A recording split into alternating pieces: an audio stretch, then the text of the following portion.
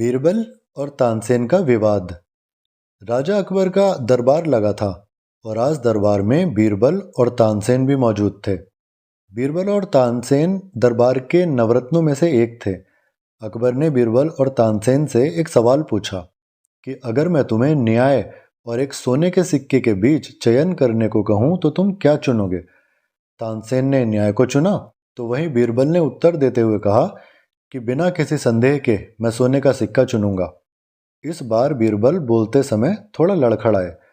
राजा अकबर सहित सभी लोग बीरबल के इस उत्तर पर हैरान रह गए।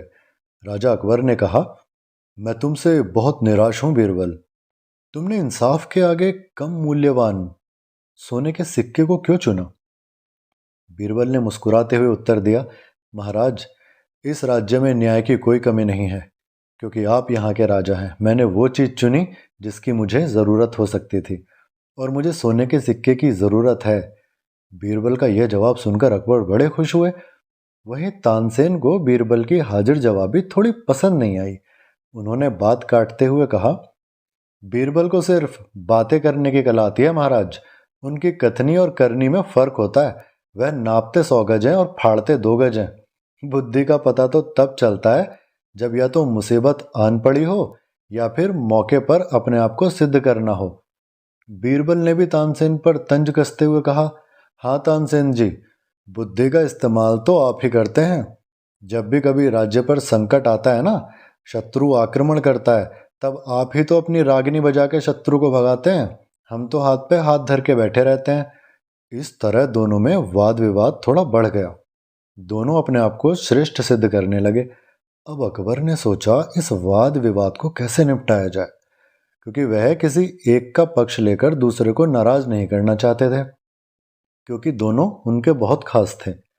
अकबर ने कहा, तुम दोनों का विवाद यदि आपस में नहीं सुलझ रहा तो तुम्हें किसी को मध्यस्थ बनाकर उनसे अपने विवाद का निपटारा करवाना चाहिए। दोनों अकबर की बात से सहमत हो गए। बीरबल ने कहा, महाराज, कृपया आप ही कोई मध्यस्थ सुझा दें। अकबर ने सुझाव दिया, तुम दोनों महाराणा प्रताप को अपना मध्यस्थ बनाएं। अगले दिन दोनों उनके पास पहुंचे। वहां पहुंचकर गायनाचार्य तानसेन ने तुरंत अपनी कला का प्रदर्शन करते हुए रागिनी छेड़ दी। बीरबल खामोशी से अपने अवसर की प्रतीक्षा करने लगे, किंतु तानसेन के अनवरत गायन से उसे अवसर प्राप्त नहीं हो पा रहा था। जब उसने देखा कि तानसेन अपनी गायन विद्या से महाराणा प्रताप को मोहित कर बाजी मार लेंगे, तो उसने तानसेन को बीच में ही टोकते हुए राणा से कहा, राणा जी, हम दोनों एक साथ शाही दरबार से चलकर आपको मध्यस्थ बनाने यहाँ आए हैं। हमें आपके निर्णय पर पूर्ण विश्वास है और जो भी होगा आपका निर्णय होगा, हमें मंजूर होगा। बीरबल आगे बोला, मार्ग में मैंने पुष्कर में और मियाँ तानसेन ने ख्वाजा की दरगाह में मन्नत मांगी है। मैंने मन्नत मांगी है कि यदि मैं आपके दरबार से मानपत्र प्राप्त कर लौटूंगा 100 गाय ब्राह्मणों को दान करूंगा। मियाँ तानसेन ने मन्नत मांगी है कि यदि वे आपसे मानपत्र प्राप्त कर लौटेंगे तो 100 गाँव की कुर्बानी देंगे। अब 100 गाँव का जीवन और मरण आपके हाथ में है महाराज। यदि उन्हें जीवन दान देने का विचार है तब मुझे मानपत्र दे दीजिए। तानसेन ने कहा, महाराज, बीरबल झूठ बोल रहा है। बीरबल ने कहा, महाराज, तानसेन के जीतने के बाद जब गांव की बलि चढ़ेगी ना, तब आपको अपने आप पता लग जाएगा। और महाराणा प्रताप गांव के वध का जोखिम तो ले नहीं सकते थे।